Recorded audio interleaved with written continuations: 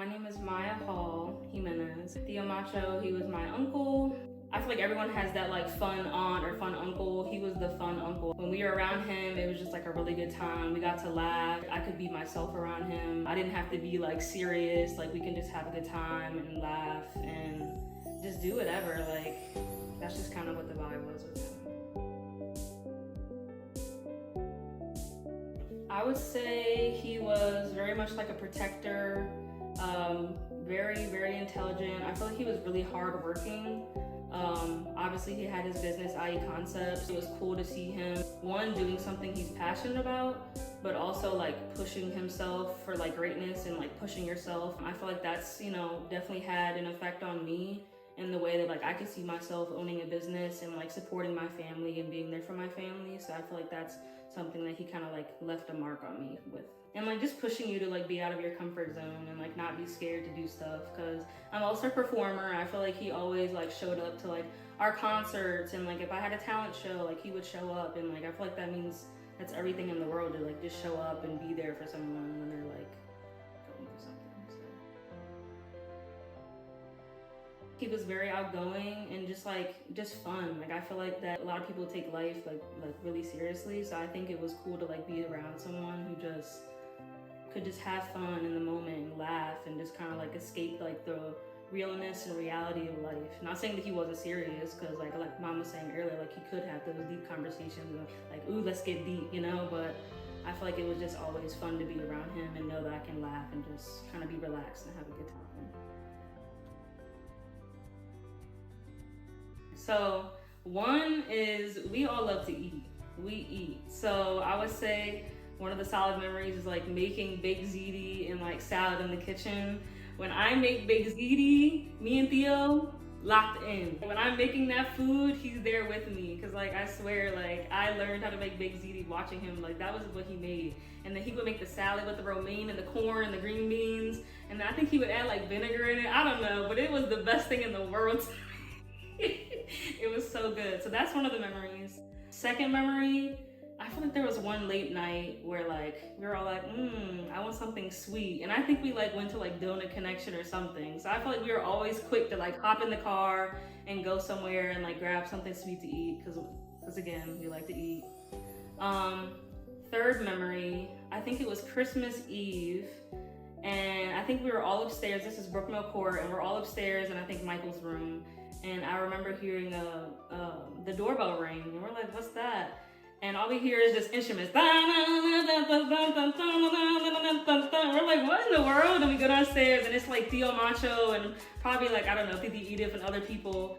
And he was just lit, just having a good time, coming in the house. He was like, let's party, have a good time. And we're like, probably at the time I'm like 8, and I'm like, yeah. And I just remember he had a bottle of, I don't know, probably like liquor or something, and just that vibe. Like he always just brought a good time and laughter and love, and yeah.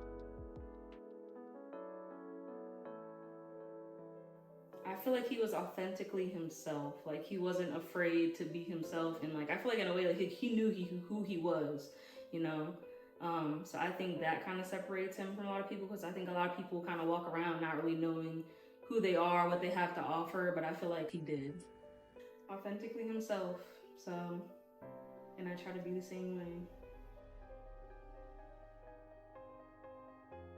Probably just when he would come upstairs and be like, oh, what are you doing? How's your day? Like stuff like that. One thing I'll say is like most of our relationship growing up was in my younger adulthood when I was a teenager.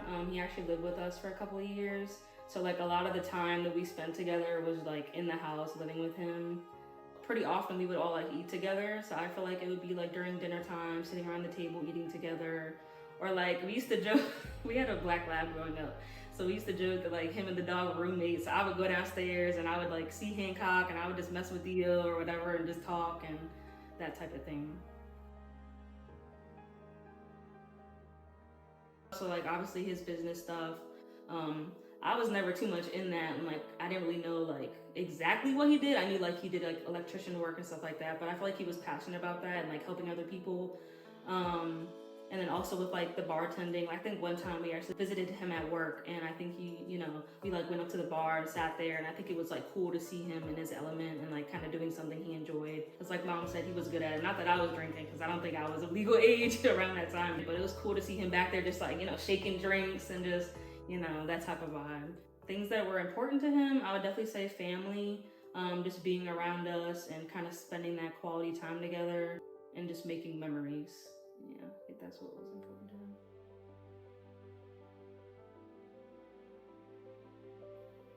him.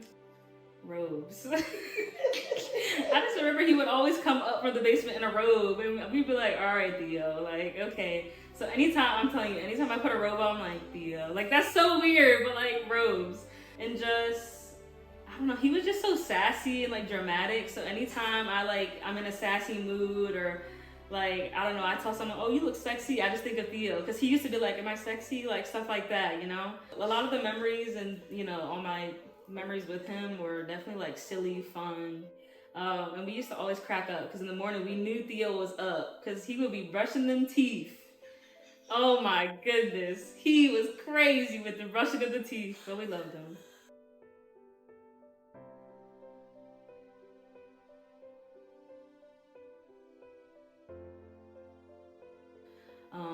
I think the people that did this should be held accountable for what they did, because no life deserves to be taken, and no one is superior to another person's life. So people should just be held accountable. I would say in a situation where like someone with power, police officer, whatever, is picking someone up, I think there should be another person, someone that's there to just make sure that things don't incline and go to a place that it doesn't need to go, because to me, it just doesn't make sense and it shouldn't have happened.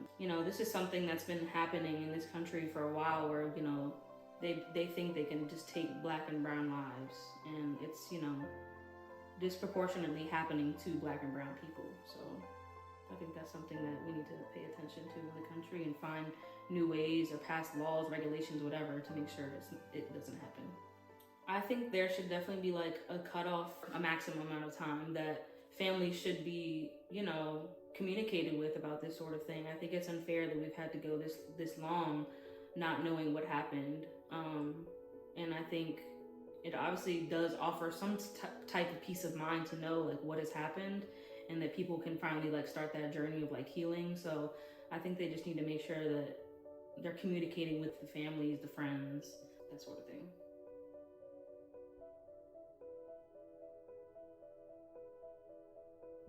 I would just say that I love him, and I'm just like proud of him for who he was and just being his authentic self, and that he has definitely passed that on to me with not being afraid to be myself and to just live authentically.